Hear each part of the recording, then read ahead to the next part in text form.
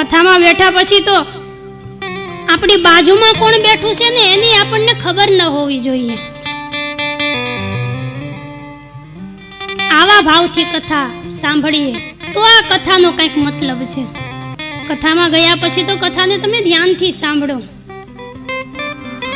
કથાની પ્રતિ, ભગવાનની પ્રતિ આપણને ભાવ હોવો જોઈએ, પ્રેમ હોવો જોઈએ. આપણા દીકરાની પ્રતિ આપણને કેવો પ્રેમ હોય કે દીકરો ઘરથી દૂર ક્યાંય બહાર હોય, મોટા શહેરમાં ક્યાંય હોય, અને એ દીકરાનો મિત્ર આપણા ઘરે આવ્યો હોય, આપણા દીકરાની એ બધી વાતો કરે, એ વાતો કરવામાં આખી રાત વીતી જાય, એની આપણને ખબર ન પડે, આપણને કંટાળો ન આવે. શું કામ? કે દીકરાની પ્રત્યે આપણને પ્રેમ છે. જો આવો પ્રેમ ભગવાનની કથામાં થઈ જાય તો ફરી પાછો જન્મ લેવો નથી પડતો. કારણ કે ભગવાનના ગુણોમાં તાકાત છે, એવી શક્તિ છે કે માનવીના 84 લાખ યોનિના ફેરાને એ મટાડી નાખે છે.